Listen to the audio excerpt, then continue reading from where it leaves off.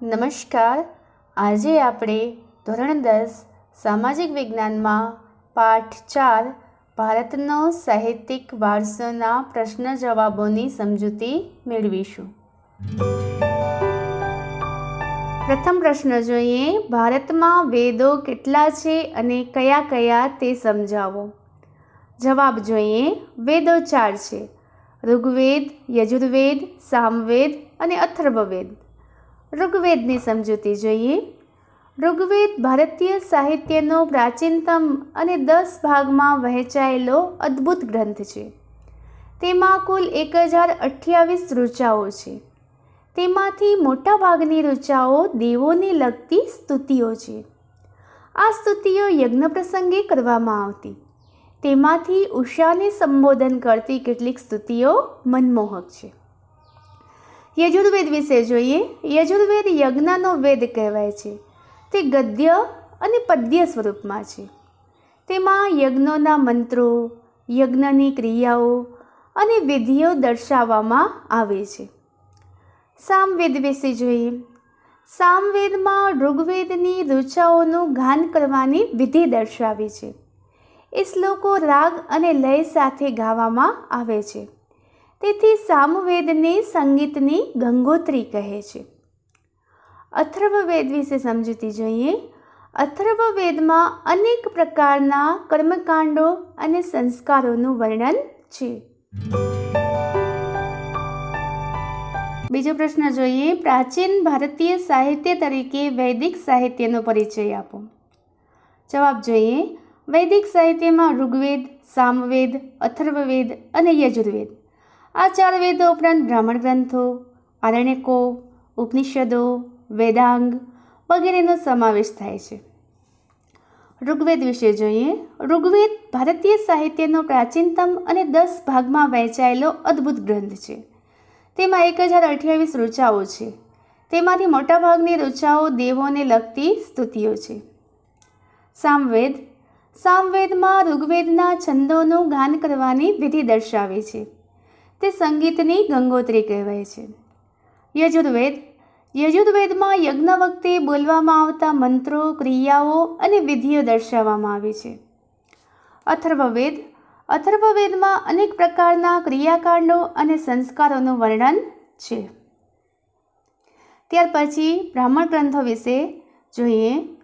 બ્રાહ્મણ ગ્રંથોમાં વૈદિક મંત્રોના અર્થો આપ્યા છે. તેમાં વિવિધ યજ્ઞો અને તેને લગતી વિધિઓ માટેનું માર્ગદર્શન આપ્યું છે. આરણ્યક ગ્રંથો. આરણ્યક ગ્રંથો એ આર્યોએ જંગલમાં વસવાટ કરીને સતત ચિંતન કરીને રચેલું તત્વજ્ઞાનથી સભર એવું સાહિત્ય છે. ઉપનિષદો. ઉપનિષદો ભારતીય દાર્શનિક સાહિત્ય ગણાય છે. તેમાં બ્રહ્માંડનો આરંભ, જીવન, મૃત્યુ, ભૌતિક અને આધ્યાત્મિક જગત, જ્ઞાન, પ્રકૃતિ તેમજ અનેક દાર્શનિક પ્રશ્નોનું વિવેચન કરવામાં આવ્યું છે. બૃહદારણ્યક અને છાંદોગ્ય પ્રારંભિક ઉપનિષદો છે. ઉપનિષદો સંવાદ સ્વરૂપે છે. તેમાં સરળ અને સુંદર વાક્યોમાં ગહન વિચારો રજૂ થયેલા છે. વેદાંગ. આ સાહિત્યમાં કર્મકાંડો, જ્યોતિષ, વ્યાકરણ અને ખગોળશાસ્ત્રનો સમાવેશ થયેલો છે. ત્રીજો પ્રશ્ન જોઈએ. મહાકાવ્યો તરીકે રામાયણ અને મહાભારતની ચર્ચા કરો. જવાબ જોઈએ. રામાયણ અને મહાભારત ભારતના 2 મુખ્ય મહાકાવ્યો છે. આ બંને મહાકાવ્યોની રચનામાં સેંકડો વર્ષો ગયા હતા. ઈસવીસનની 2જી સદીમાં આ મહાકાવ્યનું વર્તમાન સ્વરૂપ મળ્યું હતું. મહાકાવ્ય વાલ્મીકી રચિત રામાયણ એક મહાન સાહિત્ય કૃતિ છે. તે મહાભારત કરતાં ઘણું નાનું છે. તેમાં અયોધ્યાના રાજા રામચંદ્રના જીવન પ્રસંગોની કથા છે. તેમાં અનેક દિલચસ્પ ઘટનાઓ અને સાહસોનું વર્ણન છે. તો મુનિ વેદવ્યાસ રચિત મહાભારત વિશ્વનો સૌથી મોટો કાવ્યગ્રંથ છે. તેમાં લગભગ 1,00,000 શ્લોકો છે. મહાભારતનો મુખ્ય મુદ્દો કૌરવો અને પાંડવો વચ્ચે થયેલ યુદ્ધ છે. એ યુદ્ધ કથામાં અનેક નાની મોટી વાર્તાઓને જોડવામાં આવે છે. ભારતના અમૂલ્ય વારસા સમાન શ્રીમદ્ ભગવદ્ ગીતા પણ મહાભારતનો જ એક ભાગ છે. તેમાં જ્ઞાન, કર્મ અને ભક્તિ એ મોક્ષ પ્રાપ્તિના 3 માર્ગોનું વિવેચન કરવામાં આવ્યું છે. આ બંને મહાકાવ્યોએ સદીઓ સુધી ભારતના કરોડો લોકોના વિચારો અને સાહિત્ય સર્જન પર ગાઢ અસર કરી છે. ચોથો પ્રશ્ન જોઈએ. પ્રાચીન સમયના બૌદ્ધ સાહિત્યનો પરિચય આપો. જવાબ જોઈએ. પ્રારંભિક બૌદ્ધ સાહિત્ય પાલી ભાષામાં લખાયું હતું. આ સાહિત્ય 3 ભાગમાં વહેંચાયેલું છે. તે ત્રિપિટકના નામે ઓળખાય છે. ત્રિપિટકના 3 ભાગ છે: સુત્ત પિટક, વિનય પિટક અને અભિધમ પિટક. સુત્ત પિટકમાં મુખ્યત્વે બુદ્ધ અને તેમના શિષ્યો વચ્ચેના સંવાદો છે. વિનય પિટકમાં બૌદ્ધ સંઘના નિયમો આપવામાં આવ્યા છે.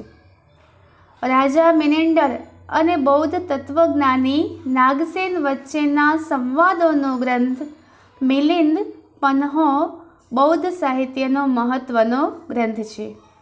અશ્વઘોષે બુદ્ધ ચરિત સંસ્કૃત ભાષામાં રચ્યું હતું.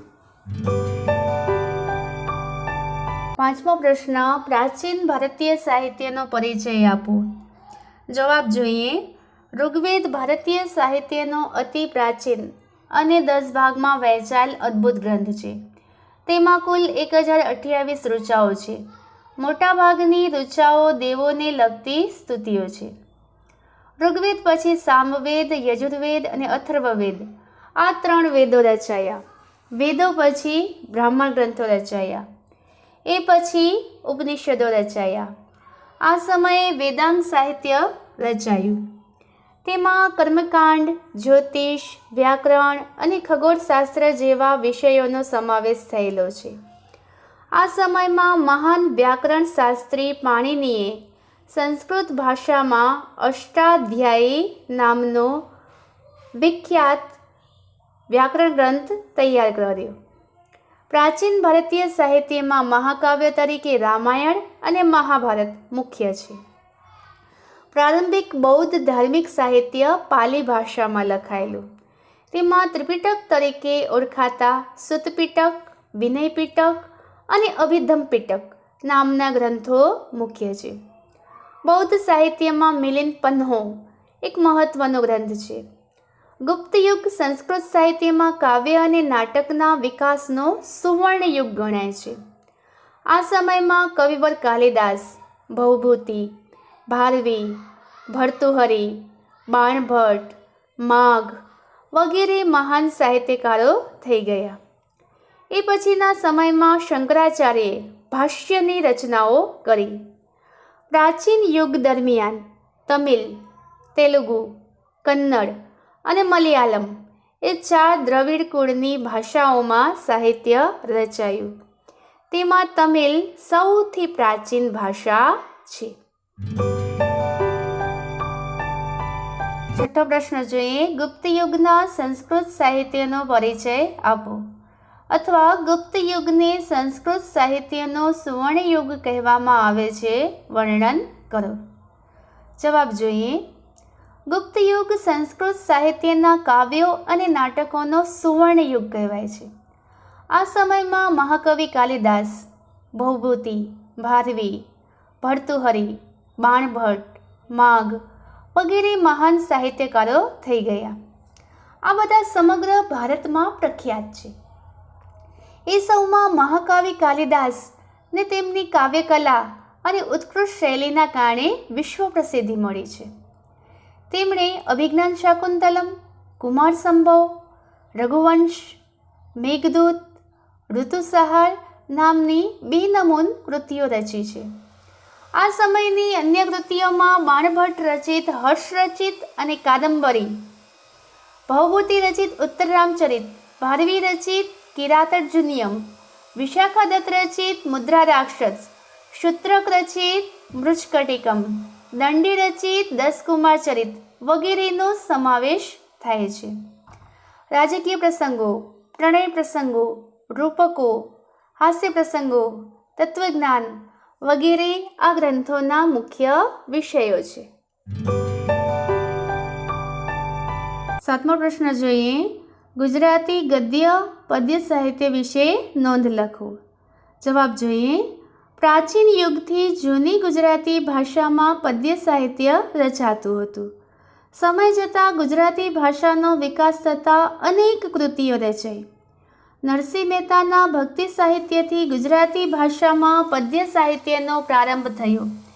મીરાબાઈના પદો, અખાના છપ્પા, પ્રેમાનંદના આખ્યાનો, પ્રીતમના પદો, દયારામની ગરબીઓ વગેરેથી મધ્યયુગનું પદ્ય સાહિત્ય સમૃદ્ધ બન્યું છે. અર્વાચીન યુગમાં ઉમાશંકર જોશી, નાનાલાલ, સુંદરમ વગેરે પદ્ય સાહિત્યને સમૃદ્ધ બનાવ્યું છે. અર્વાચીન સમયમાં નર્મદ, નવલરામ, કિશોરલાલ મશરૂવાડા, મહિપતરામ, રૂપરામ, ગોવર્ધનરામ ત્રિપાઠી, પન્નાલાલ પટેલ વગેરે સાહિત્યકારોએ ગદ્ય સાહિત્યને સમૃદ્ધ બનાવ્યું છે. 8મો પ્રશ્ન જોઈએ. પ્રાચીન યુગના તમિલ સાહિત્યનો પરિચય આપો. જવાબ જોઈએ. પ્રાચીન યુગ દરમિયાન તમિલ, તેલુગુ, કન્નડ અને મલયાલમ એ 4 દ્રવિડ કુળની ભાષાઓમાં સાહિત્ય રચાયું. તેમાં તમિલ સૌથી જૂની ભાષા છે. તમિલ સાહિત્ય ઈસવીસનના પ્રારંભના સમયમાં રચાયેલું છે. આ સમયમાં ભારતની પ્રચલિત પરંપરા મુજબ 3 સંગમોની રચના થઈ. એ સંગમોના આશ્રયે અનેક સંતો અને કવિઓને પોતાની કૃતિઓ રચી, જે સંગમ સાહિત્ય તરીકે ઓળખાઈ. રાજનીતિ, યુદ્ધ, પ્રેમ સંબંધ વગેરે સંગમ સાહિત્યના મુખ્ય વિષયો હતા. એતુતો કઈ, તોલાકાપ્યમ અને પથ્થુપાતુ એ 3 સંગમ સાહિત્યના પ્રખ્યાત ગ્રંથો છે. કવિ તિરુવલ્લુવરે કુરલ નામના પ્રખ્યાત કાવ્ય સંગ્રહની રચના કરી. તેમાં જીવનના અનેક પાસાનું વિવેચન કરવામાં આવ્યું છે. શિલ્પતિકારમ અને મણિમેખલાઈ પ્રારંભિક તમિલ સાહિત્યના પ્રખ્યાત ગ્રંથો છે. 9મો પ્રશ્ન જોઈએ. મધ્યયુગના સંસ્કૃત સાહિત્યનો ટૂંકમાં પરિચય આપો.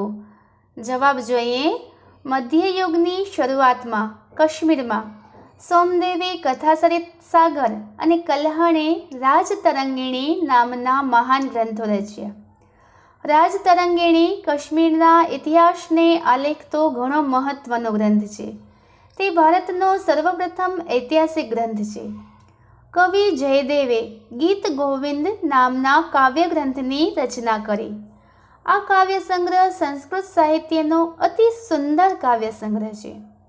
દક્ષિણ ભારતમાં શંકરાચાર્યે ભાષ્યની રચના કરી. 10મો પ્રશ્ન જોઈએ. મધ્યકાલીન યુગના તમિલ સાહિત્યનો પરિચય આપો. જવાબ જોઈએ. મધ્યયુગ દરમિયાન દ્રવિડ કુળની ભાષાઓમાં ઘણું તમિલ સાહિત્ય રચાયું. કન્નડ સાહિત્ય પર જૈન ધર્મની ગાઢ અસર થઈ. જૈન ધર્મની અસર હેઠળ કવિ પંપાએ જૈન તીર્થંકરોના જીવન આધારિત આદિ પુરાણ ગ્રંથ રચ્યો. કવિ પોન્નાએ 16મા જૈન તીર્થંકર શાંતિનાથના જીવન પર શાંતિ પુરાણ નામનો ગ્રંથ તૈયાર કર્યો. કવિ રન્નાએ અજિતનાથ પુરાણ અને ગદાયુદ્ધ નામના ગ્રંથો રચ્યા. આ યુગના કવિઓ પંપા, પોન્ના અને રન્ના પ્રારંભિક કન્નડ સાહિત્યની ત્રિમૂર્તિ ગણાય છે. કવિ કંબલે તમિલ ભાષામાં રામાયણમની રચના કરી. મધ્યયુગમાં મલયાલમ ભાષામાં સાહિત્ય રચવાની શરૂઆત થઈ હતી.